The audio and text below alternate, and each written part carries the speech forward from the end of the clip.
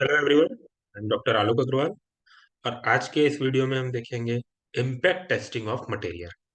This is a part of unit 1 of subject BME course code PT 203।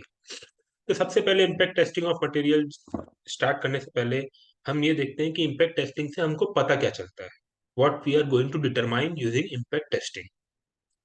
तो impact testing से हम किसी भी मटेरियल की टफनेस पता करते हैं।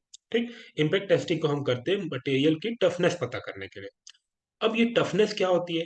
हमने जब मैकेनिकल प्रॉपर्टीज ऑफ मटेरियल पढ़ा था, तब भी हमने टफनेस देखा था कि क्या होती है।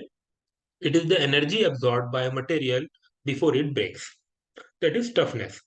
तो टफनेस क्या है? वो एनर्जी एब्जॉर्ब कर रहा है मटेरियल जब उस पर हम लोड लगा रहे हैं, तो वो कितनी एनर्जी एब्जॉर्ब कर रहा है फ्रैक्चर होने से पहले, दैट इज टफनेस। और ये एनर्जी को अगर हम स्पेसिफाई करें तो ये एनर्जी होती है स्ट्रेन एनर्जी।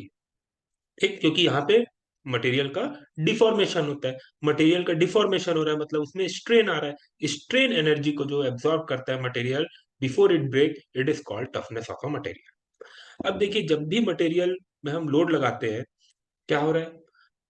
कंप्रेसिव लोड, किसी भी प्रकार का लोड लगाइए आप, tensile, compressive, shear, it will deform, material deform होता है।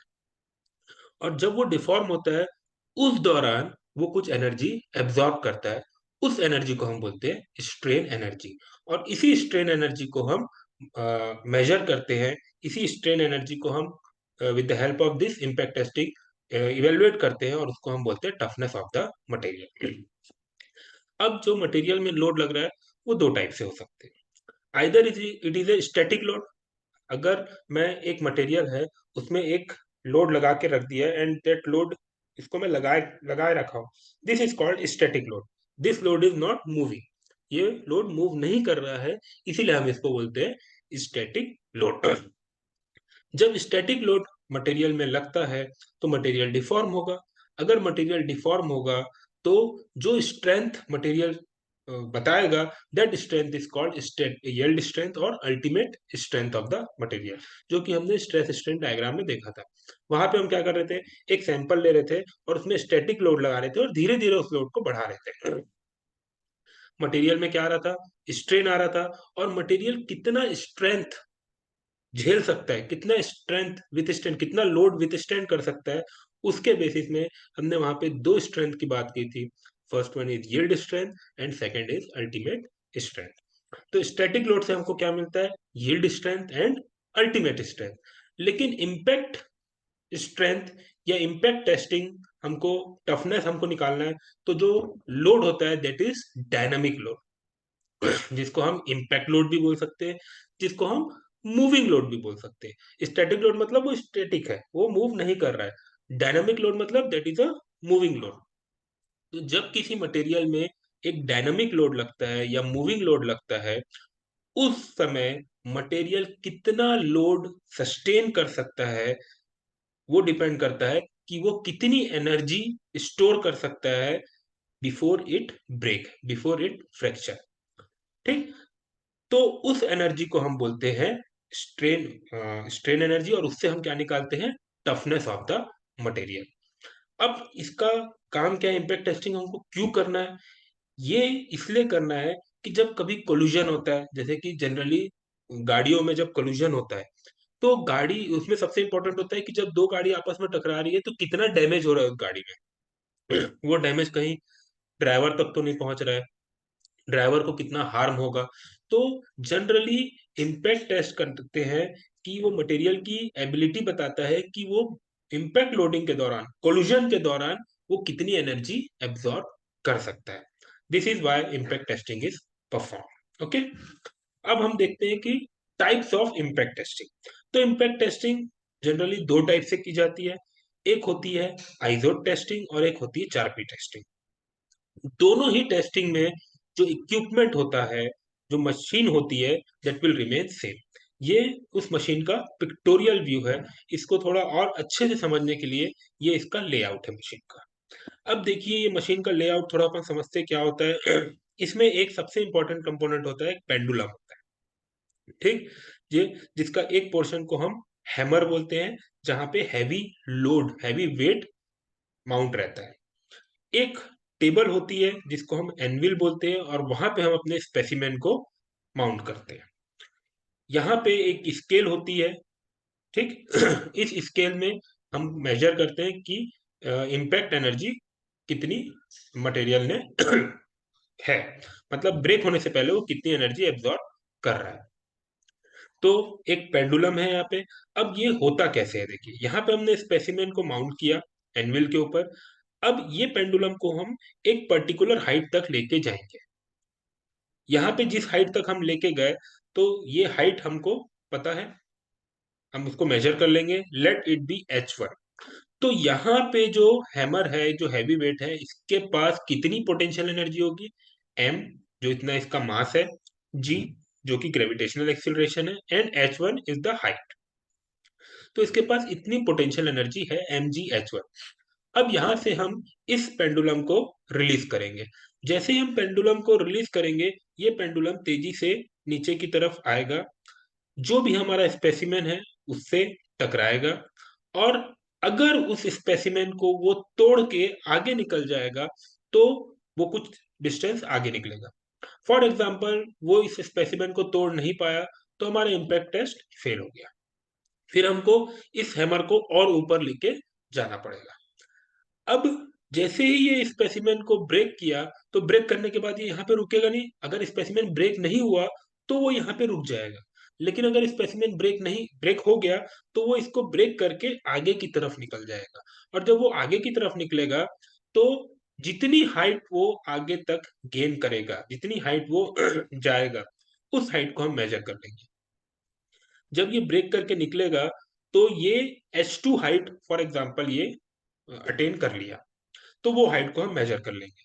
तो इस हाइट से फिर हम निकाल लेंगे यहाँ पे इस पेंडुलम के पास कितनी एनर्जी है, पोटेंशियल एनर्जी है, that is n into g into H2। अब देखिए, ये नहीं होगा कि ये पूरा mg h1 हाइट तक जाए, क्योंकि जब ये पेंडुलम यहाँ पे आया, इस मटेरियल से टकराया, तो इस मटेरियल को ब्रेक करने के लिए कुछ ना कुछ एनर्जी उसने अपनी यहाँ पे ट्रांसफर की। तो इस पेंडुलम के पास जितनी पोटेंशियल एनर्जी थी, उसका कुछ पोर्शन एनर्जी इस मटेरियल के पास चले गई, और जो एनर्जी एक्स्ट्रा बच गई, उसके हिसाब से ये आगे तक जाएगा और एक पर्टिकुलर हाइट गेन करेगा।